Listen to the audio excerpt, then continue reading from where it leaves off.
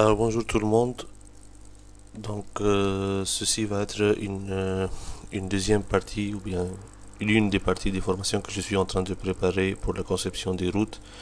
Donc suite aux demandes de mes étudiants et de beaucoup d'utilisateurs de certains forums de discussion, j'ai remarqué euh, qu'il faut bien mettre une vidéo de formation sur la conception géométrique des carrefours du type giratoire. Et donc on va voir à travers cette vidéo-là les différentes étapes pour concevoir un giratoire et éditer les éléments d'implantation pour être utilisés sur chantier. Alors avant de passer directement sur AutoCAD et voir ces différentes étapes-là, je vous propose de voir ensemble les normes et les méthodes qui sont utilisées pour appliquer ces normes-là. Alors bien sûr, on va commencer par l'appellation. Cette appellation elle est tirée à partir du guide CETRA Aménagement des carrefours interurbains que vous trouvez parmi la collection guide technique CETRA. Donc au niveau du giratoire, nous avons un îlot central circulaire. Nous avons ici des îlots séparateurs. Donc là nous avons deux voies qui se croisent, donc nous avons quatre îlots séparateurs. Parfois vous pouvez avoir trois seulement. Lorsque cette route-là s'arrête à ce niveau-là et qu'elle ne continue pas dans ce sens, on peut avoir trois îlots séparateurs.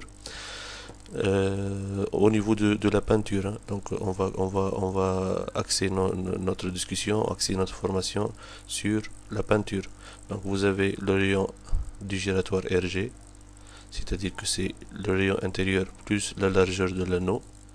Nous avons les rayons d'entrée RE pour entrer au giratoire. Nous avons les rayons de sortie pour sortir du giratoire.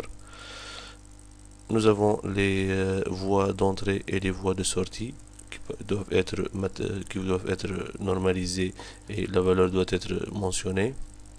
Donc ça c'est la chaussée annulaire ou bien comme je l'ai dit l'anneau. Vous avez la peinture aussi pour céder le passage et donc chaque élément constitue une branche qui est donc connecté sur le carrefour giratoire pour permettre la circulation dans ce type de carrefour. Alors le schéma type d'une branche qui est tiré à partir du même guide, le guide des carrefours interurbains, il résume donc les différentes valeurs. Bon, ça c'est un exemple. Pour RG est égal à 20, c'est-à-dire que le rayon extérieur c'est du 20 mètres. Donc ça c'est le rayon intérieur. La largeur d'entrée elle est prise à 4 mètres. La largeur de sortie 4 mètres et demi. L'anneau on l'a pris 7, donc le rayon intérieur c'est RG moins 7, donc 20 moins 7 ça fait 13. Vous avez la largeur de la chaussée principale 7 mètres et vous avez des rayons de raccordement entre cette voie-ci et les couloirs d'entrée et de sortie qui s'appellent RR. Donc ça c'est le schéma type d'une branche. Alors pour les voies d'entrée et de sortie, il y a certaines valeurs qu'on doit calculer ou bien qu'on doit choisir compte tenu du rayon extérieur du giratoire. Donc l'exemple que je voyais ici, c'est des RG égale à 20 mètres, donc ça concerne cette colonne-là. Donc la largeur de l'anneau, il est préférable de prendre 7 mètres. Le rayon intérieur c'est du 13, le rayon d'entrée dans le giratoire 15 mètres. La largeur de la voie rentrante dans le giratoire c'est 4 mètres, le rayon de sortie c'est 20 mètres, la largeur de la voie sortante c'est 4,5 et le rayon RR, le rayon de raccordement, c'est du 80 mètres. Donc en fonction de votre rayon extérieur, vous allez choisir la valeur adéquate pour les différents paramètres de construction des voies d'entrée et de sortie. Bien sûr, si votre rayon est intermédiaire entre deux valeurs données dans ce tableau-là, vous pouvez faire une interpolation et considérer les valeurs que vous jugez adéquates pour votre cas ou bien pour votre projet. Donc, à partir de là, on peut définir aussi les éléments pour la construction des îlots séparateurs. Donc, de cet exemple-là, c'est un rayon extérieur supérieur à 15 mètres. Et donc, pour cela, on a un dépôt D entre l'axe de la route et l'axe qu'on va considérer pour la construction de l'îlot séparateur. Donc, nous avons ici du 0,5 R plus 0,5 sur 2. Et donc si votre RG il est inférieur à 15 mètres, ce R là, ce petit D là, pardon, est égal à 0. Donc je vais prendre cet exemple là avec RG supérieur à 15 mètres, qui est très utilisé. Sinon, vous avez ici les valeurs ou bien les formules qu'on utilise pour le dessin du triangle de construction. Alors je rappelle que le triangle de construction, c'est ce triangle-là constitué par ce point et ce point. Ça, ce sont les trois points qui définissent le triangle de construction à partir duquel on va tracer la peinture, tracer l'îlot intérieur. Ensuite, on va enlever le triangle de construction. Donc voici les paramètres pour la construction des îlots séparateurs. Donc la hauteur du triangle de construction H est égale à RG. La base du triangle de construction grand B est égale à RG sur 4. Grand B est égal à RG sur 4, la base du triangle. Le déport de l'axe D est égal à 0,5 plus RG sur 50 sur 2 ou 0. Donc ça, c'est en fonction de la valeur de RG. Donc ici, vous avez 0 pour RG inférieur à 15. Sinon, pour RG supérieur à 15, vous avez du 0,40 pour 15, 0,45 pour 20 et 0,5 pour 25. Et le rayon de raccordement des bordures, petit r, celui-là, c'est RG sur 50. Et vous avez les valeurs ici. Voilà, donc on va utiliser ces valeurs, on va utiliser cette méthode pour la création d'un carrefour giratoire dans un projet donné. Donc là, j'ai choisi un petit fond topo qu'on va utiliser. C'est pas très riche ce fond topo, mais je vais considérer que ça, ce sont les deux axes. Ça, ce sont les deux axes des routes qui vont se croiser et on va aménager un carrefour giratoire entre les deux. Alors bien sûr, le centre du giratoire va être le point d'intersection entre les deux axes pour assurer la continuité des voies. Donc on va prendre un cercle. Bien sûr, on doit créer un calque qui s'appelle peinture pour pouvoir dessiner dessus les rayons d'entrée, les rayons de sortie et les différentes caractéristiques du carrefour giratoire.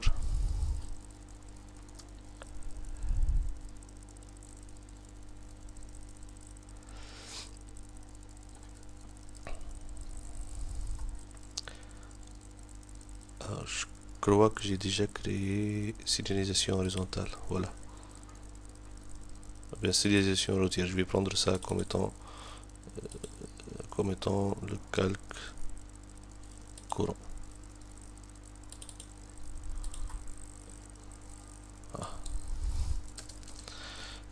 Je vais plutôt créer mon propre calque.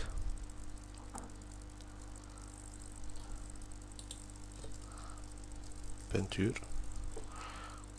en blanc. Le calque courant. Ok. Donc, on va dessiner un cercle. C'est entrée. Alors, dans le point d'intersection.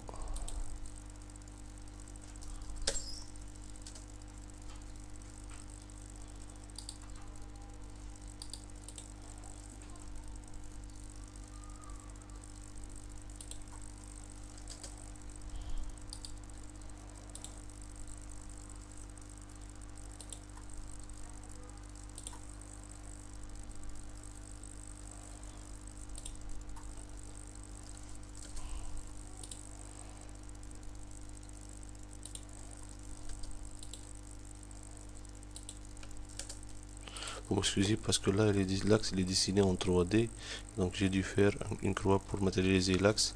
Donc je vais prendre comme rayon antérieur 13 mètres. Voilà, je peux éliminer ça. Donc voilà le rayon intérieur.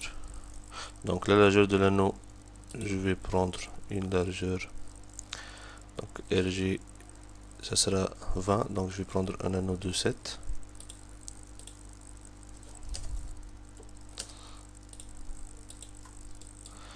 Donc ça c'est le rayon extérieur et ça c'est le rayon intérieur et la largeur entre eux c'est 17 mètres. Maintenant, à partir de là, on va créer les îlots séparateurs. Donc je vais décaler le cercle extérieur de la valeur qu'on doit qu'on doit assurer au niveau de la hauteur. Donc j'ai dit que la hauteur h est égale à rg. Dans notre cas, rg est égal 20 mètres. Donc je vais décaler de 20 mètres ce cercle là. Ensuite je reviens ici, donc nous avons un rayon RG supérieur à 15 mètres, donc je vais utiliser ce schéma là. Donc je dois construire ce triangle de construction. Alors j'ai mis h égale à rg pour retrouver ce point là. Maintenant il me manque ces deux points là. Donc il faut tout d'abord faire un déport d qui est égal, dans notre cas, petit d est égal à 0,45. Donc je dois décaler les axes de 0,45 mètres vers la voie de sortie. Donc ça c'est la voie de sortie du giratoire. Donc je dois décaler de 0,45 vers la voie de sortie. Voilà. Et de ce côté aussi. Voilà. Ensuite je reviens, je vais avoir besoin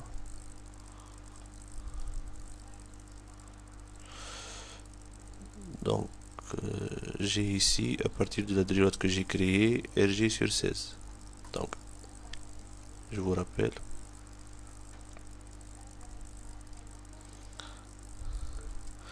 que ça c'est l'axe, ça c'est la voie qui vient d'être créée. Maintenant on doit créer cette droite là, qui est distante de celle-là de RG sur 16. Alors mon RG est égal à 20 divisé par 16, donc 1,25. Donc je vais redécaler encore la nouvelle ligne de 1,25 toujours vers la sortie. Donc ça c'est 1,25. 1,25 ici. Alors je vais ajuster par rapport à ça ces deux lignes là pour ne pas les avoir de l'autre côté. Décaler de 1,25 et décaler de 1,25. Je vais aussi ajuster par rapport à ça les deux droites qui sont là, les deux lignes qui sont là. Voilà. Donc là je viens de décaler partout sur les quatre branches de 0,45 puis de 1,25 pour avoir le déport et le RG sur 16. Je reviens à mon schéma. Donc je dois redécaler cette nouvelle ligne là vers l'entrée de RG sur 4. Alors RG est égal à 20 sur 4, ça fait 5. Donc je vais décaler de 5 mètres toutes les nouvelles lignes que j'ai créées.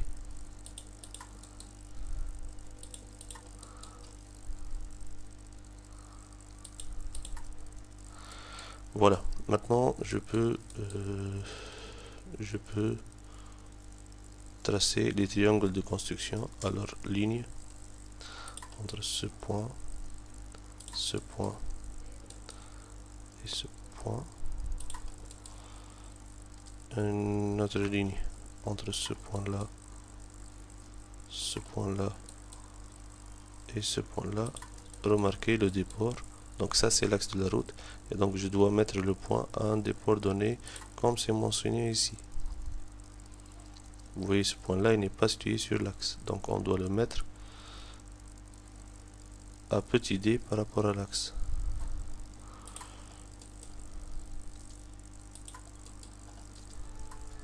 Je vais prolonger.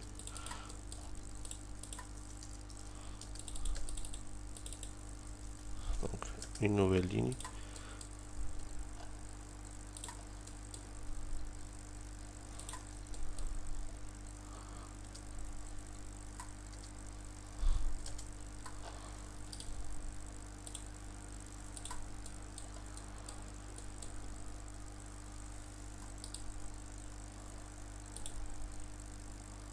Vous m'excusez parce que c'est un fond topographique 3D et j'aurais dû éliminer le 3D avant de commencer. Voilà, je m'assure que tous les triangles ont bien été mis en place. Ensuite, je peux enlever ces droites là, le cercle extérieur, parce que j'en ai plus besoin.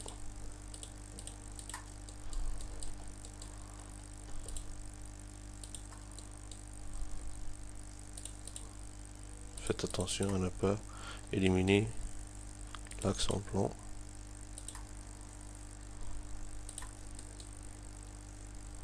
Voilà. Donc vous regardez qu'il y a un déport entre la pointe du triangle et l'axe en plan que j'ai choisi pour ma route. Ici. Qui est de 0,45 mètres. Ah, je crois que je me suis trompé.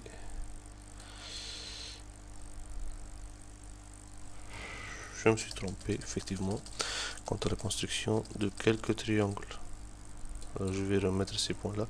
Alors ici, normalement, le triangle il doit s'arrêter là. Celui-là, ici. Avant l'anneau.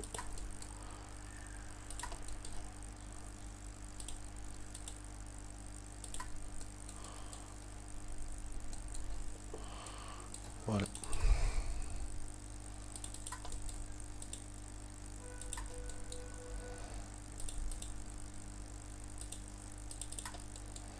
C'est juste une petite correction. Voilà. Donc normalement on doit avoir... Oh là là, j'ai éliminé encore une fois l'accent plan.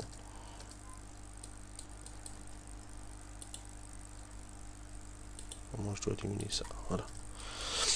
Donc voici les îlots qui s'arrêtent tous au niveau du cercle extérieur ou bien de RG.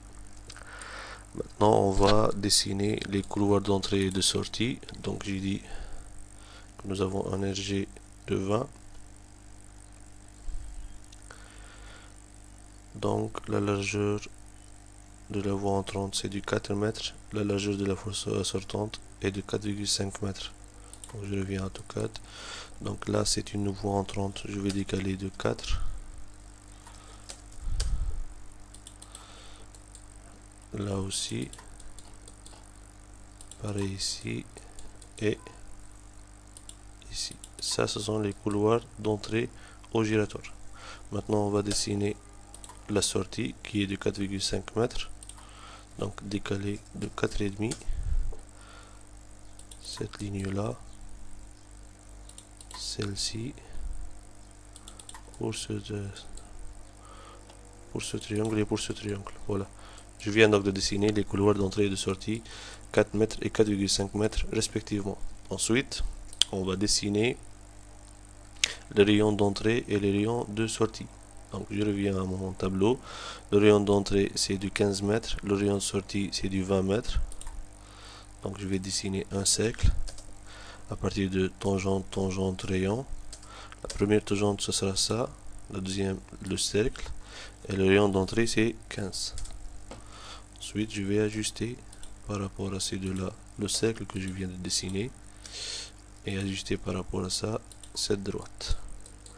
Le rayon de sortie, cercle TTR de rayon 20 mètres.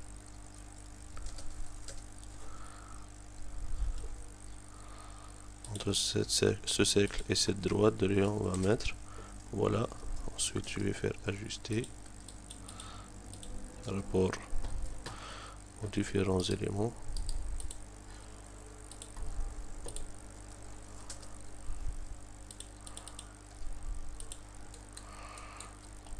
Donc voilà pour ce triangle là, nous avons la largeur d'entrée, la largeur de sortie, le rayon d'entrée et le rayon de sortie pardon, et le rayon d'entrée. Et remarquez que toujours nous avons une largeur d'entrée inférieure à la largeur de sortie, un rayon d'entrée inférieur au rayon de sortie parce qu'on favorise la sortie par rapport au giratoire, et au niveau de l'entrée on essaie de guider l'usager dans sa conduite du véhicule pour qu'il ralentisse à l'entrée du giratoire et laisser passer les prioritaires au niveau du giratoire. Donc ici j'ai un cercle de rayon 20 mètres, c'est une sortie.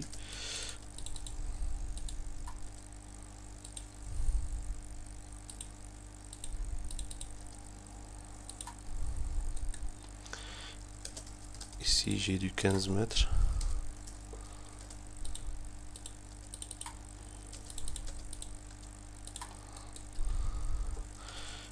ici du 20 mètres.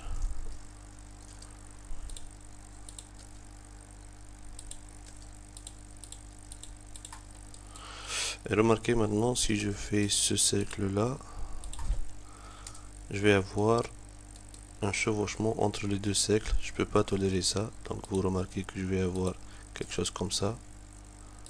Ça, c'est dû au fait qu'il y a un petit angle entre ces deux voies, donc il y a un biais assez accentué, donc le rayon d'entrée il chevauche avec le rayon de sortie, donc je peux pas tolérer ça. Mais ce que je peux faire, c'est de raccorder cette droite là avec celle-là, RD, avec un rayon par exemple de 14 mètres. On va essayer ça, cette droite et celle-ci.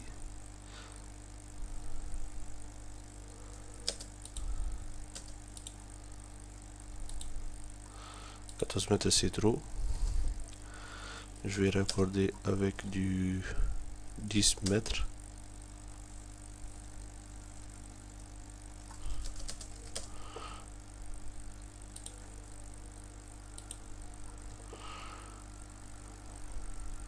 C'est toujours trop. Et donc je vais, donc comme vous le remarquez, il y a un rideau séparateur pour un couloir de tourne à droite au niveau de ces deux branches là. Je vais le conserver, donc je vais faire RD un rayon par exemple de 8 mètres, donc ça ne va plus être un rayon de giration. Je peux aussi mettre même 5 mètres, parce que je vais comme ça éliminer le passage de cette voie vers cette voie là. Donc le rayon 5 mètres, ce n'est plus un rayon de giration, mais en même temps je vais remettre ce mouvement de tourne à droite entre les deux branches pour assurer la continuité du trafic.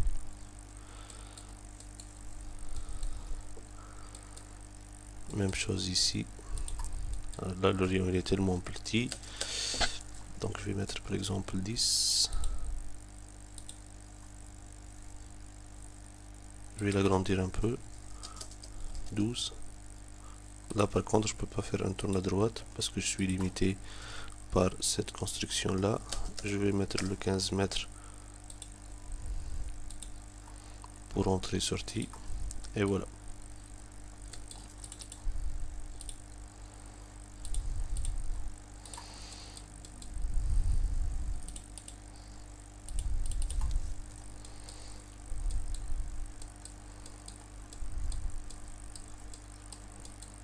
Là il me manque un 20 mètres.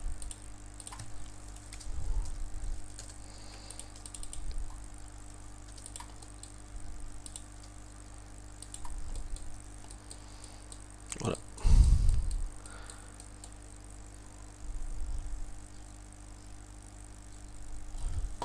Alors ça c'est ce que me donne la norme. Sinon maintenant je peux améliorer mon giratoire compte tenu des contraintes du site. Alors là vous remarquez que le bord chaussée je l'ai reporté ici, alors que la largeur existante elle est là. Donc on ne va pas abandonner toute cette chaussée là, mais je vais déplacer cette droite jusqu'à ici par exemple.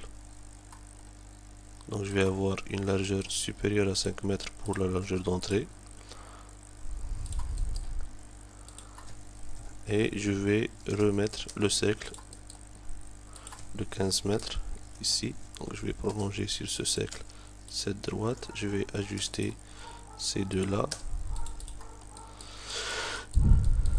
La même chose ici. Je vais déplacer cette droite jusqu'à la bordure existante. Je vais reprendre ce rayon qui, je vous rappelle, était de 15 mètres. Alors là, je déplace celui-là aussi.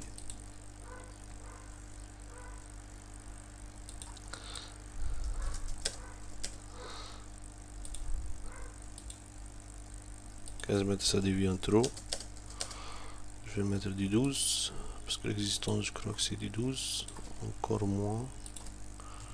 Je vais mettre du 10 qui, je vous rappelle, n'est pas une valeur normalisée, qui est bien petite, mais vu les contraintes de site on l'adapte. Donc là j'ai une boîte PTT qui a été sauvée. Voilà. De la même manière ici je vais mettre cette droite là comme ça. Je vais réimplanter un cercle de 20 mètres. Donc vous remarquez que les normes ne sont pas toujours valables compte tenu du site, mais on doit les adapter en fonction de nos besoins et en fonction du fond topographique sur lequel on travaille.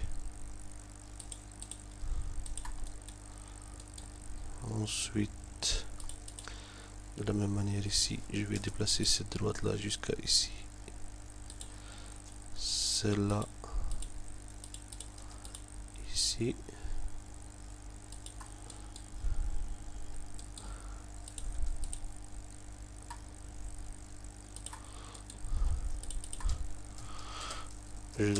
Je remets le rayon de 15 mètres.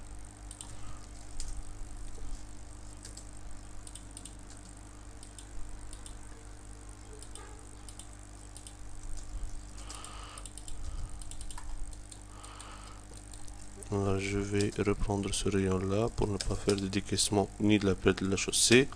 Je vais mettre 10 mètres. Ensuite le décaler de, on va dire 4,5 pour la sortie. Ici aussi j'ai 4,5. Ensuite là j'ai du, pardon, ici j'ai du 4 mètres.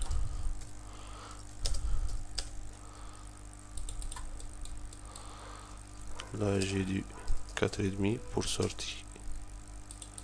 Donc je vais ajuster par rapport à cette droite, par rapport à ce cercle.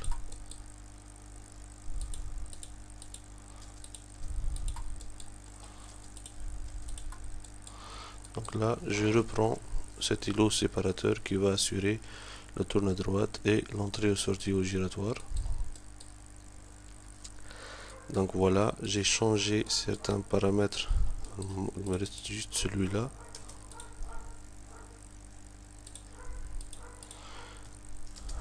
C'est du 20 mètres. Je vais prolonger et réajuster.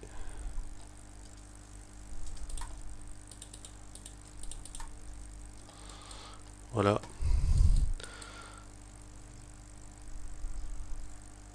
Alors maintenant je vais remettre ces cercles là ici. Donc je vais voir la distance qui est là. J'ai 7,68 décalé de 7,768 ce cercle là pour avoir la même forme. Alors là j'ai ici une distance de 6,2465 pour remettre celui-là.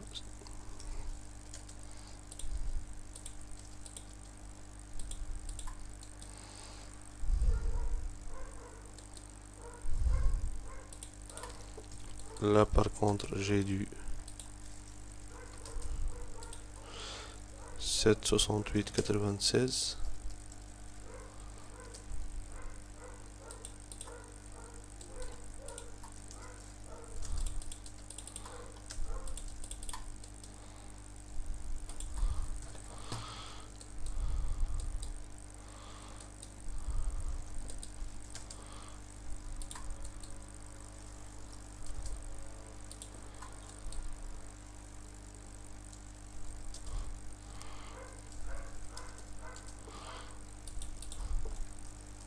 Alors bien sûr, vous pouvez adopter les valeurs que vous voulez au niveau des largeurs des couloirs d'entrée et de sortie. Vous pouvez prendre des valeurs rondes, ensuite essayer de raccorder un peu plus loin.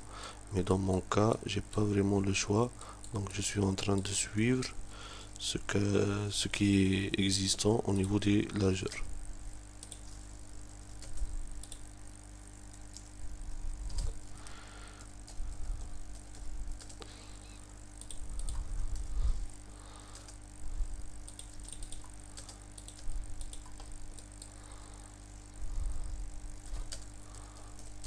Là, j'ai directement un 4,5.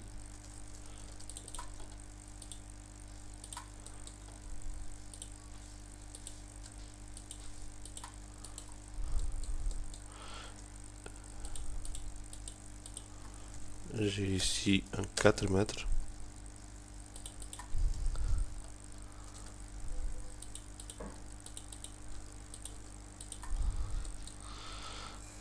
Là, j'ai un 5,75-20.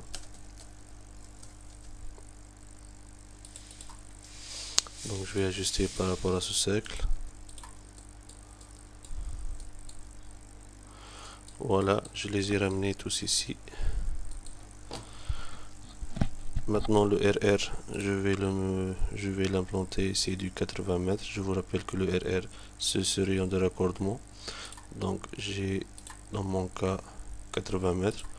Donc un cercle tangent entre l'axe et l'îlot de 80 mètres. Prolonger l'îlot sur ce cercle. Ensuite ajuster le cercle.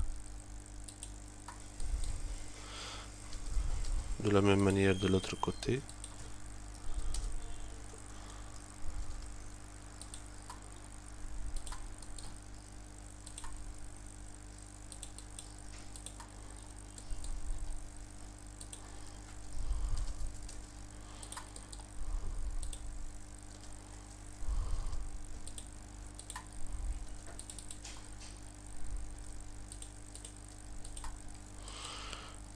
Voilà. J'ai ici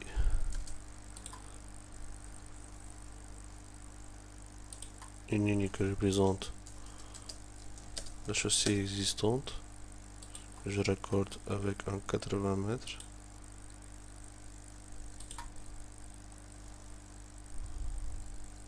Donc le fond topo il est en 3D. Je vais assigner une valeur 0 pour cette droite pour pouvoir raccorder. Voilà mon 80 mètres. Il est là. Pour se raccorder avec la chaussée existante. De la même manière, je vais faire un raccordement avec la chaussée existante par ici. Avec le même rayon de 80.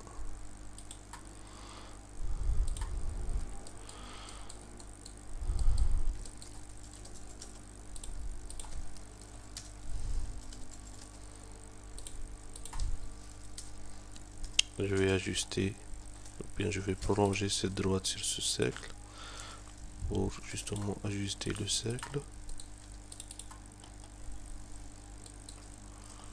Le deuxième cercle.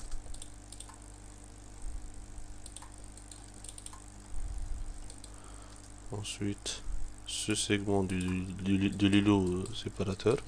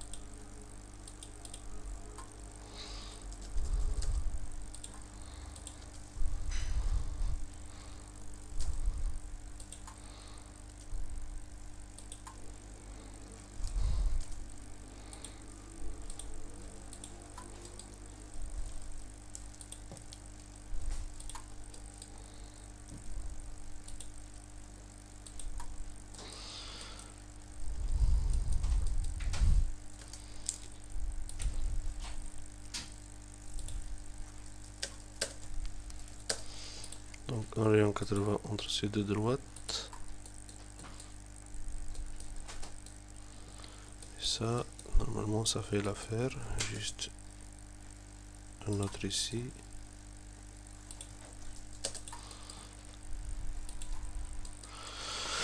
Voilà, donc je viens de finir la construction des îlots séparateurs, de l'îlot d'entrée, des voies d'entrée et de sortie. Donc ça concerne la peinture. Donc ça, c'est à décaler de 25 cm ou bien de 30 cm pour mettre la bordure et finir le giratoire. Donc je vais mettre un nouveau calque que je vais appeler donc bordure projet et sur lequel on va dessiner la bordure par décalage de la peinture.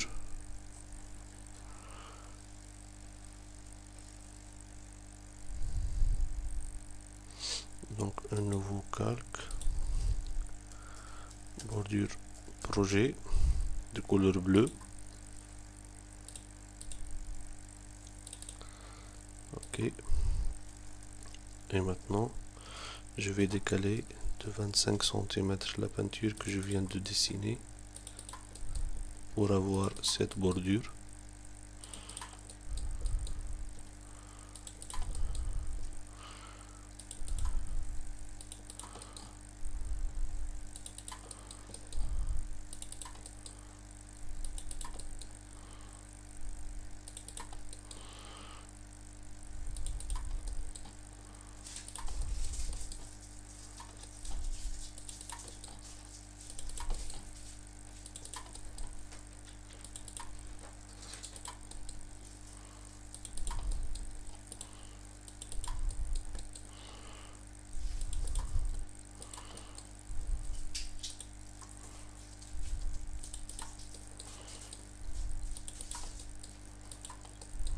Bien sûr, il faut après ajuster par rapport aux branches le cercle extérieur de la bordure.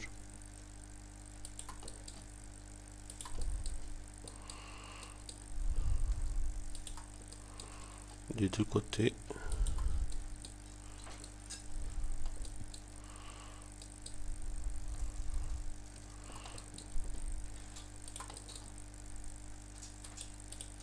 Le rayon antérieur aussi, pour ce qui est des sorties.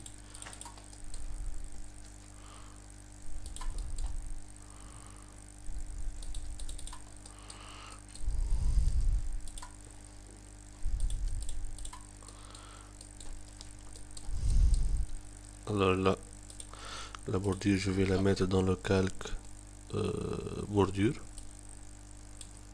projet, et je vais copier les propriétés.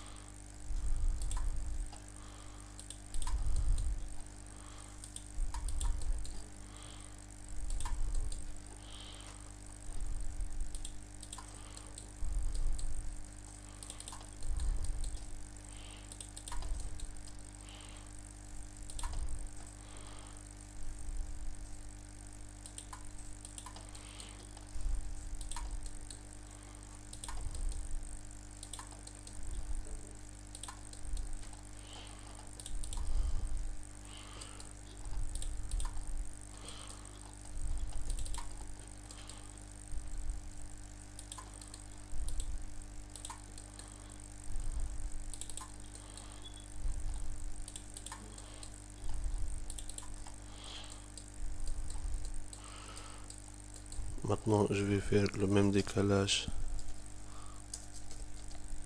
pour les îlots, sauf que au niveau du cercle intérieur, le décalage doit être de 1 mètre pour assurer la largeur de franchissement.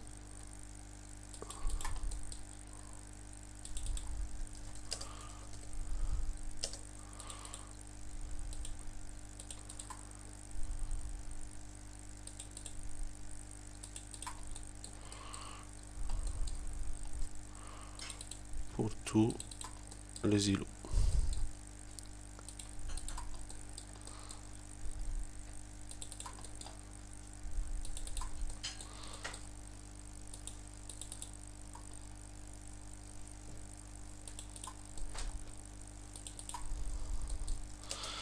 Donc je vais raccorder ensuite entre ces bordures avec un rayon de 0,5 m.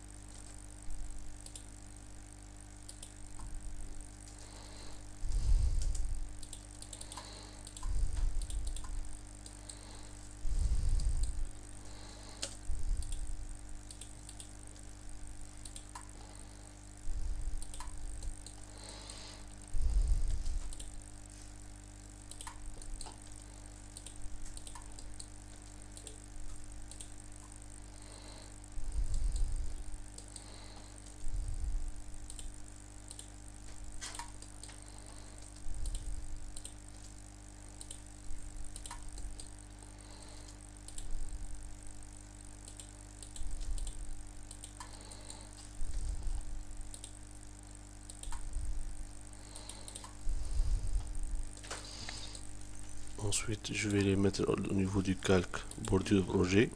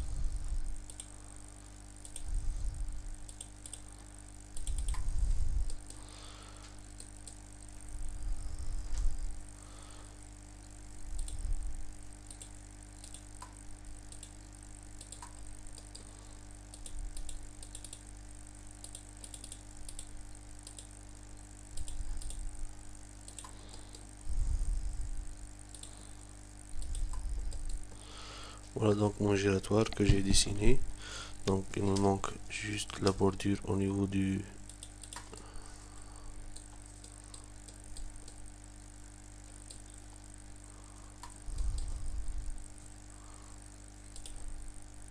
dos intérieur. Voilà. Maintenant je peux même faire un 2 mètres de trottoir.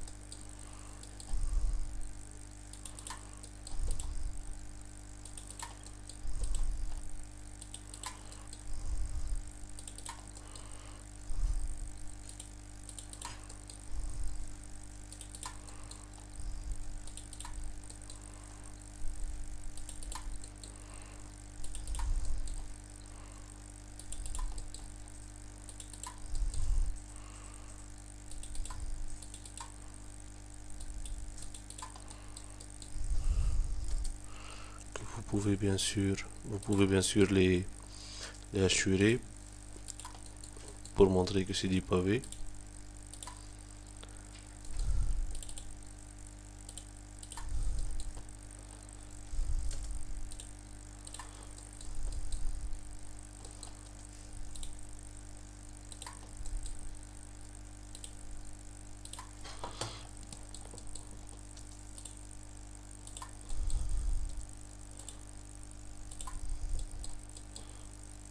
Il faut enregistrer avant de faire la chure.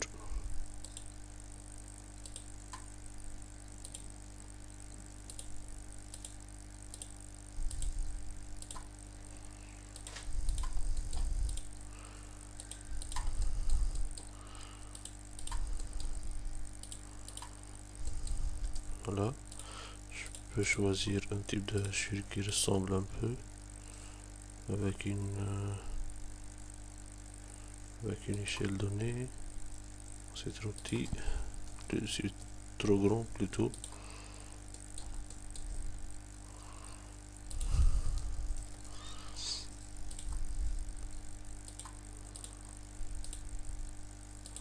Voilà, maintenant c'est du pavé. Bien sûr, vous pouvez vous amuser à mettre quelques cotations. Donc au niveau du rayon intérieur par exemple et extérieur. Je ne sais pas si j'ai bien défini. Non.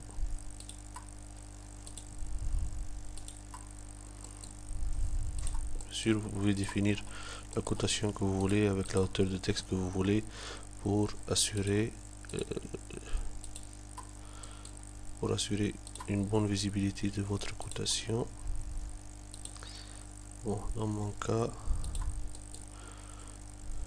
je vais choisir le ISO 25, donc format, style de cote, ISO 25, modifié. Alors le texte, je vais mettre une hauteur de 2,5, je vais mettre 0, plutôt 1 mm, parce que je vais les multiplier par 2 pour avoir un plan à l'échelle 5 centièmes. Alors pour ce qui est des flèches, je vais réduire leur taille à 0,5.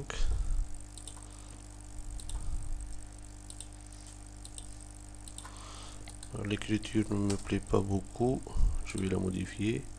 Nouveau texte, à la couleur je vais prendre du rouge. Le style,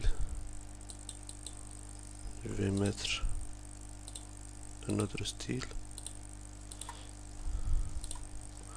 Voilà, ça c'est mieux.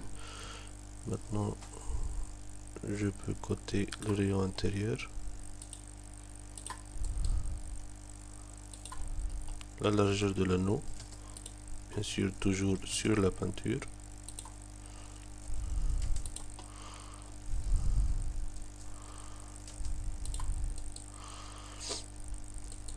Certaines largeurs de voies d'entrée et de sortie, comme je vous l'ai dit, vous pouvez adopter des valeurs rondes ou bien adopter les valeurs que vous donne votre site, c'est en fonction de votre projet.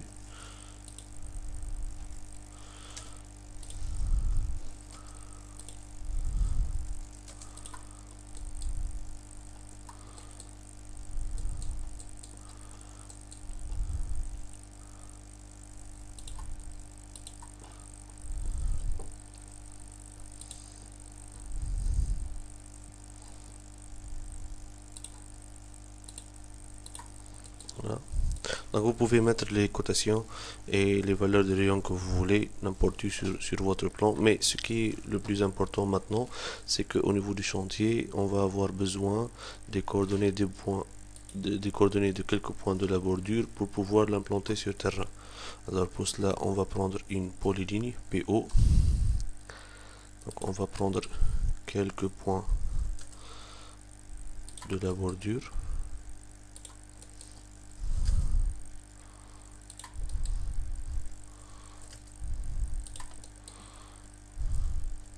Pro. Je peux utiliser Pro pour dire que c'est le point le plus proche.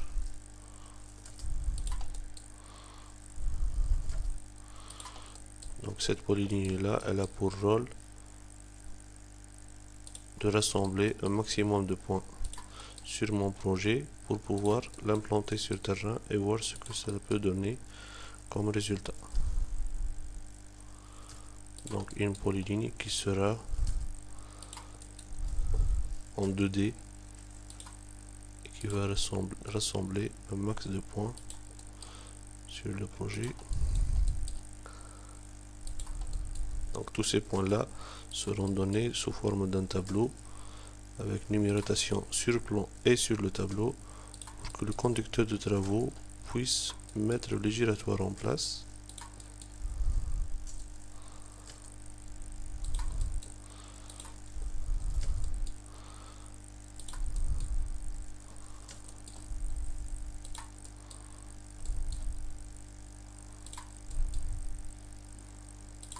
Donc on lui donne juste la bordure intérieure Et pour ce qui est du trottoir et de la peinture, ça se déduit facilement sur chantier par décalage. Donc on ne lui donne pas la peinture, parce qu'il ne va pas implanter la peinture, il va mettre en place les bordures. C'est ce dont il a besoin. Donc maintenant j'attaque les îlots.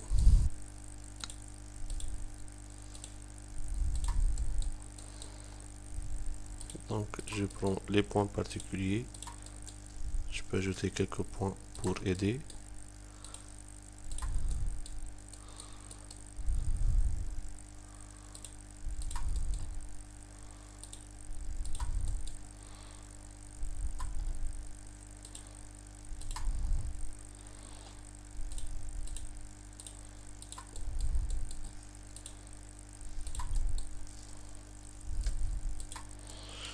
Et ensuite, je vais donner le centre de mon cercle qui est le plus important. Voilà.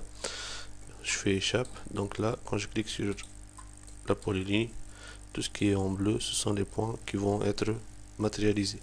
Alors je vais lister cette polyligne LS. Je fais entrer jusqu'à la fin. Donc là, j'ai le point en XY de la polyligne. Donc je vais faire une copie de ça. Je vais faire un nouveau document texte. Donc nouveau document texte. Et je vais mettre dessus ce que je viens de copier de AutoCAD. Si j'élimine ce, appuyer sur Entrée pour continuer, parce que j'en ai pas besoin. Voilà la liste des points. Donc je vais le traiter, cette liste là je vais la traiter avec Office Excel, pardon. Donc je vais faire ouvrir, donc sur le bureau, nouveau document texte. Je vais mettre une flèche ici pour avoir le X et le Y. Terminé. Donc j'ai besoin juste de X, la valeur de X. Donc je supprime ça. Je supprime Y égale, Z égale 0, je supprime. Donc je laisse juste les deux colonnes X égale, Y égale. Je peux ajouter 3 chiffres après la virgule. Voilà la liste des points. Maintenant on va les mettre sur AutoCAD. Donc je peux éliminer cette polyligne. Je reviens à Excel. Je vais faire enregistrer sous. Et je vais prendre le format CSV avec séparateur point virgule. Enregistrer. Oui. Donc je vais le fermer.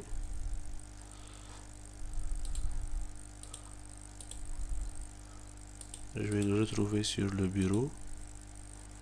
Le voilà. Donc je vais lui changer l'extension. Je vais mettre TXT. Je vais l'ouvrir. Donc j'ai un point virgule entre le X et le Y. Je vais le changer par une virgule. Édition, remplacer le point virgule par une virgule. Remplacer tout. Donc là j'ai le X virgule Y que je peux utiliser maintenant sur Excel pour générer un script. Donc on va mettre point. Plutôt on va ouvrir le fichier qui est sur le bureau. Donc nouveau document texte 2 je crois.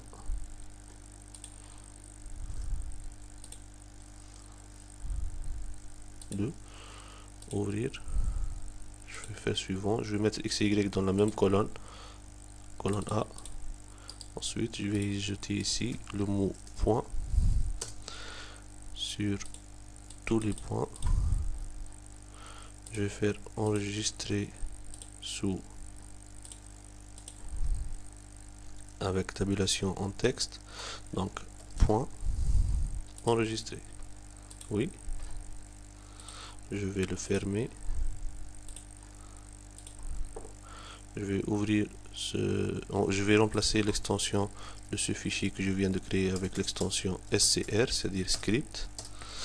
Puis je reviens sur AutoCAD. Je vais faire script et je vais lire le script que je viens de créer. Et là, je vois qu'il y a certains points qui ne sont pas mis en place. Ça, c'est à cause de l'accrochage objet. Donc, ce que je vais faire, c'est de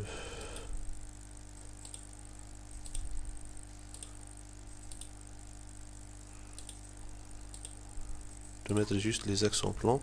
Je vais reprendre le script.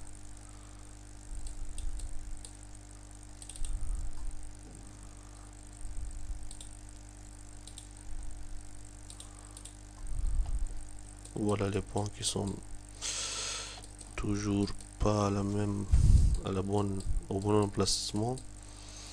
Je vais donc réannuler. Donc je vais maintenant créer un nouveau calque. Pour faire mieux, on va créer un nouveau calque sur lequel on va mettre ces points.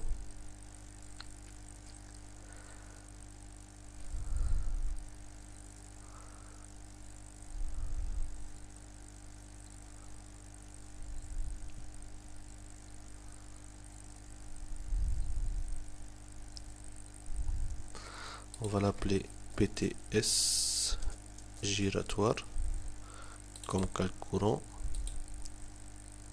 Ok. Je vais mettre script. Je vais redonner une troisième fois les points. Voilà le nuage de points. Il y a toujours un problème, je ne sais pas pourquoi. Mais bon, la plupart des points ils sont. Peut-être que j'ai mal laissé la polyligne au niveau de ces deux îlots séparateurs. C'est pas un problème.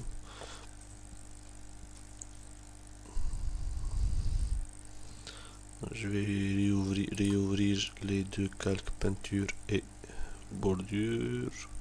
Projet. Peinture.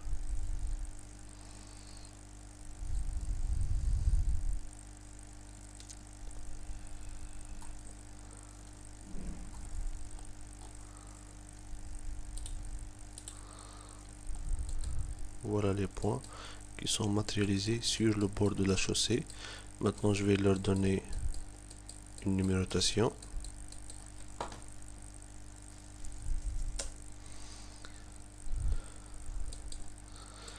Donc, je vais réouvrir le script sur Excel.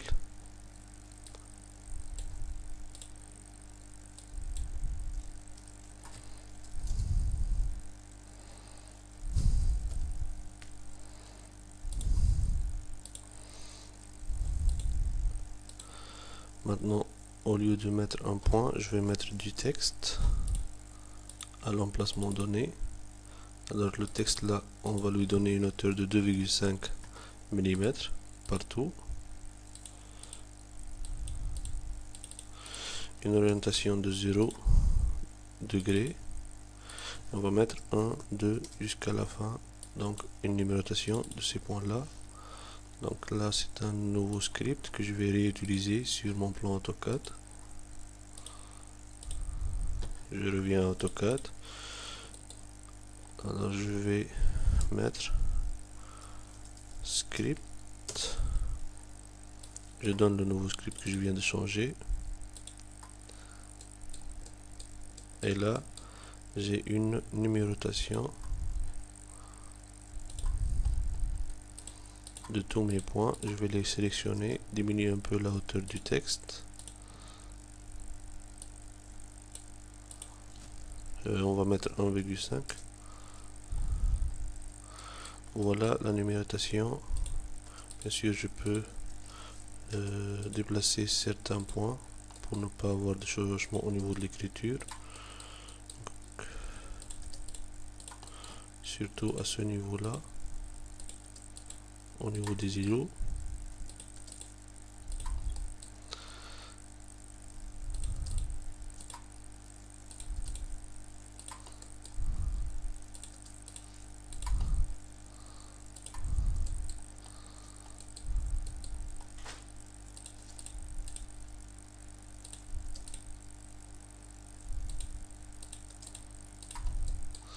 Donc vous avez la numérotation de tous ces points là. Je vais réallumer tous les calques pour ne pas avoir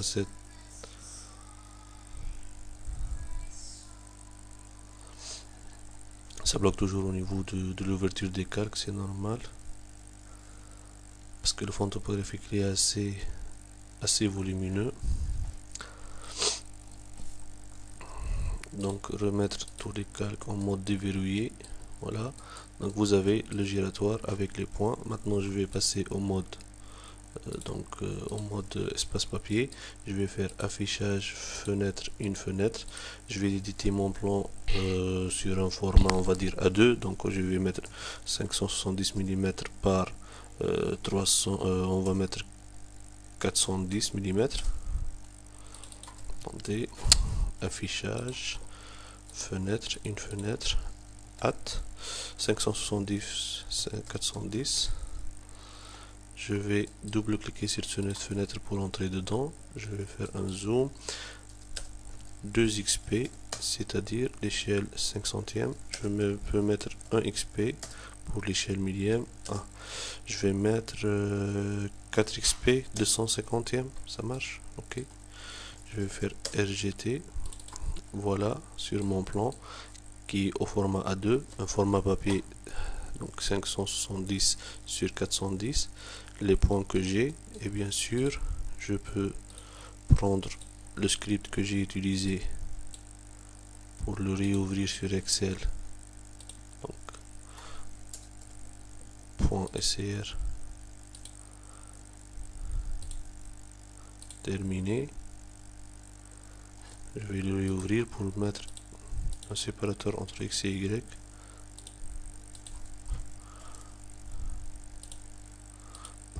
.scr. Alors la virgule, je vais l'utiliser comme séparateur. Terminé. Je vais éliminer le texte, les autres éléments pour le dessin de ce texte. Je vais ajouter une ligne ici, une colonne à gauche. Donc je vais mettre point X et Y. 1, 2, ainsi de suite. Je peux mettre ça centré.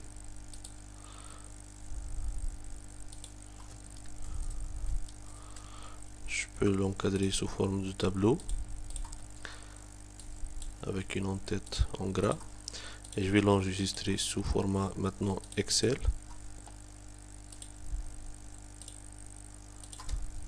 Tableau point.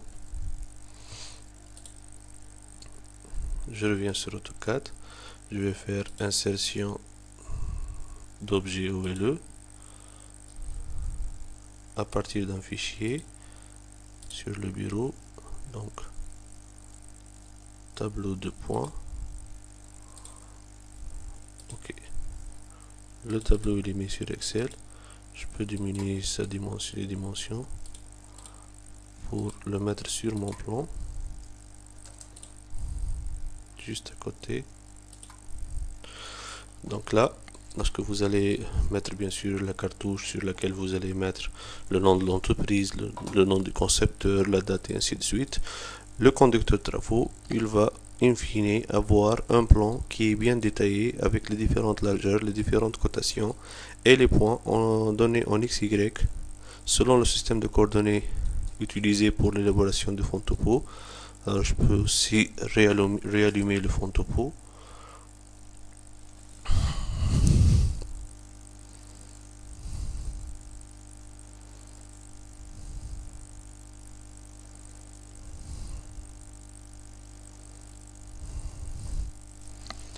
Pour que le plan ne reste pas comme ça, juste représentant le projet, donc je vais remettre quelques calques.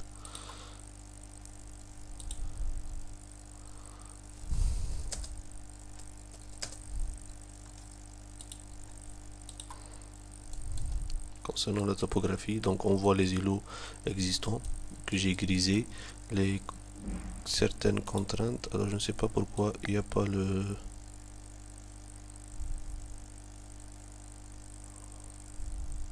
l'habillage, voilà. Il y a les différentes contraintes il y a les différents poteaux électriques, moyenne tension, basse tension, l'éclairage public, et on peut vérifier ainsi si effectivement on a conservé l'existant, si on a des changements à faire. Par exemple, là, une balise gaz qui est sur le trottoir, ce poteau qui est à l'extérieur du trottoir, donc on peut améliorer ça tout en discutant ça avec le conducteur de travaux ou bien le maître de l'ouvrage. Mais ce que je voulais présenter à travers cette formation, c'est la méthode pour concevoir un giratoire, les normes qu'on utilise. Bien sûr, ces normes-là, vous pouvez les changer, vous pouvez adopter d'autres normes, mais en tout cas, la méthode elle est la même. Et ce qui est très important, c'est justement l'élaboration du tableau des points en XY, qui est très important sur chantier, parce qu'on va pas donner un conducteur de travaux juste le plan, il va avoir besoin des XY pour pouvoir le planter sur terrain. Et donc, ce qui reste au niveau de ce plan-là, c'est la signalisation verticale. Donc, on peut mettre les panneaux de police comme normal ou bien les panneaux directionnels. Il nous manque aussi les altitudes Z des points de ce projet. Alors, le débat a été ouvert sur ce sujet-là pas mal de fois. Donc, je vous dis que les logiciels ne permettent pas d'éditer premièrement ce tableau-là. Donc, je suis obligé de toujours le faire à la main. Bien sûr, les logiciels vont vous tracer le giratoire compte tenu des largeurs d'entrée, de sortie, des rayons que vous allez adopter. Ça, c'est la plupart des logiciels vont le faire. Mais ce qui est plus important, c'est justement ces points d'implantation et aussi le calage du profil en long de votre giratoire, assurer le bon cheminement des eaux pluviales. Et donc pour cela, vous allez faire une petite étude quant à l'emplacement des regards à gris sur votre projet. Donc c'est de la conception manuelle et aucun logiciel ne vous permettra de faire ça. Pire encore, c'est lorsqu'on va vous demander un métré. Donc imaginez le métré de ce type de carrefour. Donc vous allez avoir un travail assez lent à faire pour délimiter ces zones-là, voir les zones de décaissement, voir les bordures qu'on va éliminer, qu'on va mettre. Donc c'est pas toujours évident et c'est pourquoi ça a toujours été mal maîtrisé par les étudiants. Et donc j'espère qu'à travers cette formation-là, vous avez eu une bonne idée sur la conception des giratoires, sur la méthode de les mettre en place, sur la méthode d'utiliser les normes. Et bien sûr, si vous avez n'importe quelle question, vous pouvez la poser sur le forum concernant bien sûr cette vidéo. Et je vous remercie pour votre attention.